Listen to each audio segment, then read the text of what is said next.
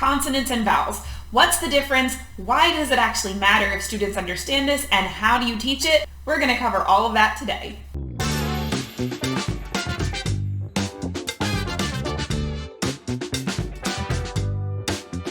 Welcome to episode 3 of Phonics Rules for Teachers and How the Heck to Teach Them. I'm Martha, and today we are going to be talking about the difference between consonants and vowels, why it's so important for your students to know the difference, what exactly are consonants and vowels, and how the heck to teach them. If you've already checked out my last video on letter names and letter sounds, then you have a great background knowledge for what we're going to talk about today. If you haven't, or you're not super familiar with the ideas of letter names or letter sounds, I highly recommend checking out that video as well. If I asked you to tell me all of the vowels, you would probably say A, E, I, O, and U. And if you were feeling really fancy, you might even say, and sometimes Y. And if I asked you to tell me the consonants, you'd probably say all the other letters. This is both correct and not correct. While it is generally true that those letters represent vowel sounds and those letters represent consonant sounds, we can't just categorize A, E, I, O, U, and sometimes Y as vowel letters and all the rest of them as consonants and call it a day. The idea of vowels and consonants goes a little bit deeper than that. When we talk about vowels and consonants, we are actually referring to the sounds that a specific letter or letters represent. When we're talking about vowels, we are talking about sounds, not necessarily specific letters. And while certain letters do represent vowel sounds very frequently, there are times that letters that we consider vowels also represent consonant sounds. And there are times that consonants also represent vowel sounds. So you might be wondering, okay, but how do we tell the difference between vowel sounds and consonant sounds?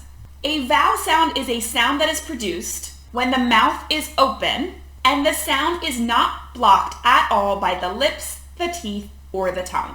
And vowel sounds can be sustained or held out or sung.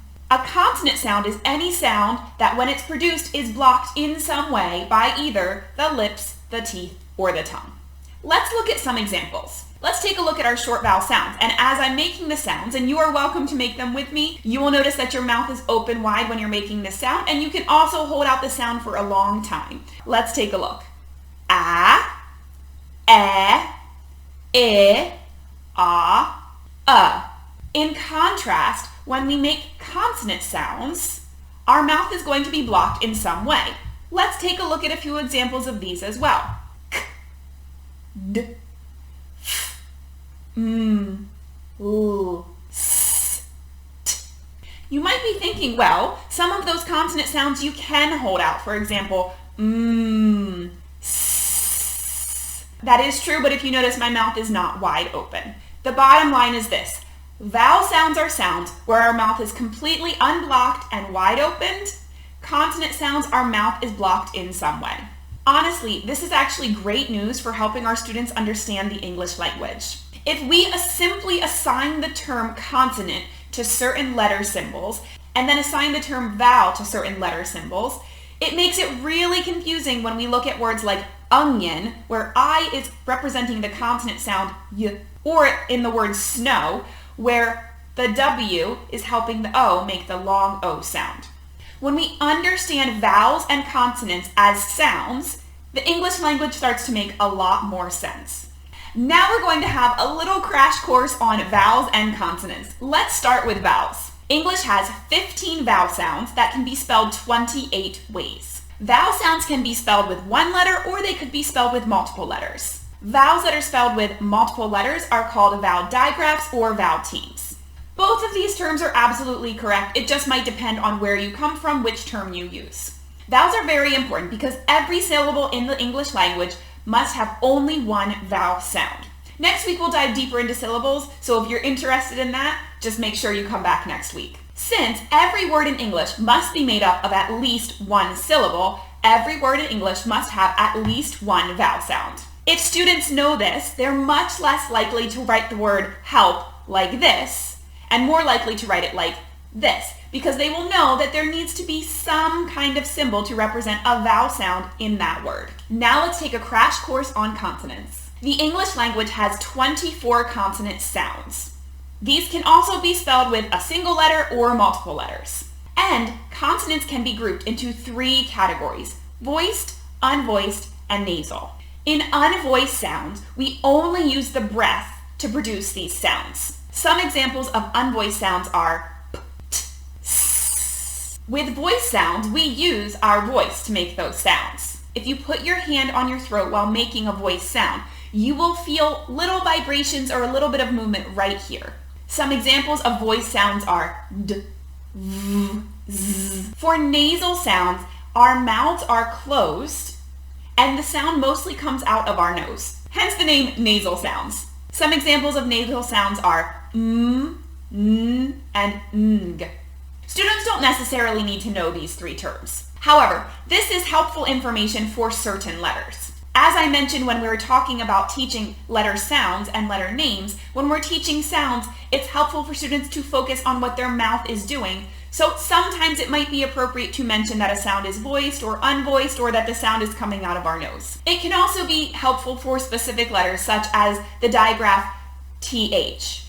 These 2 letters can represent both a voiced and unvoiced sound. For example, in breath, TH is unvoiced, but in breathe, TH is voiced. So when we're learning this digraph, we typically have a chat about voiced and unvoiced sounds and feel our throat when we make each sound and see if we can tell the difference. Now that we've had all of that background information, you're probably wondering, great, but how the heck do we teach it? So here we go. I have 4 ways that you can ensure that your students understand consonants and vowels. Number 1, identify letters or spelling patterns as representing consonant or vowel sounds. When you first teach a new sound or a new spelling pattern, identify with your students, or better yet, have them identify whether it is a consonant or a vowel sound. For example, if you are teaching about the letter P and talking about how P represents the P sound, you can talk about how P is a consonant sound and it is represented by the letter P. Students should know that A, E, I, O, and U typically represent vowel sounds. It's just important to focus on vowels as sounds and not just a specific letter.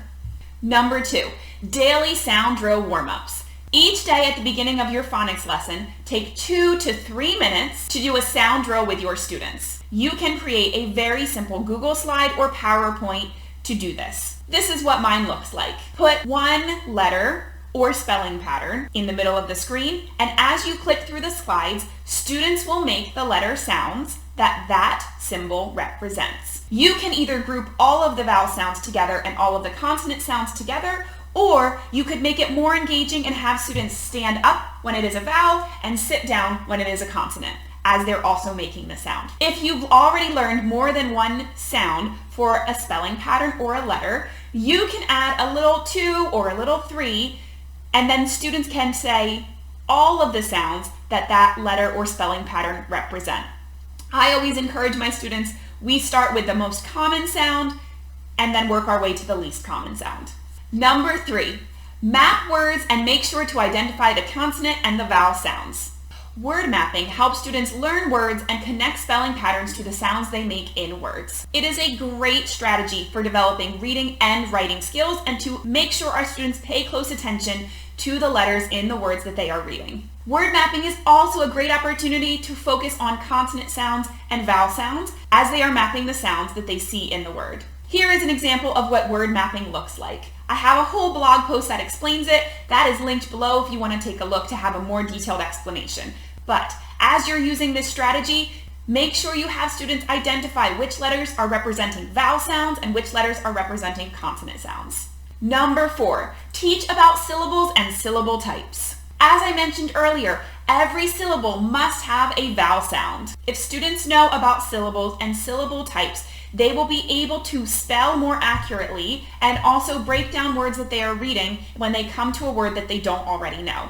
If you'd like to know more about teaching syllables and syllable types, make sure to join me next week because we are talking all about syllables and syllable types. So let's sum it up. Here's what we have learned today. When we refer to vowels and consonants, we are talking about the sounds that letters represent. Vowels are made with an open mouth, no blockage, and we can sing that sound out. Oh! When we are talking about consonant sounds, our mouth is blocked in some way by our lips, our teeth, or our tongue. English has 15 vowel sounds and 24 consonant sounds, and we can teach vowels and consonants by explicitly teaching whether a spelling pattern represents a vowel or a consonant sound, doing daily sound drills, mapping words, and teaching our students about syllable types. That's all I've got for you this week, but be sure to join me next week where we're going to take a dive into syllables, syllable types, how they work, why they're important, and how the heck to teach it. Don't forget to like and subscribe, and I will see you next week.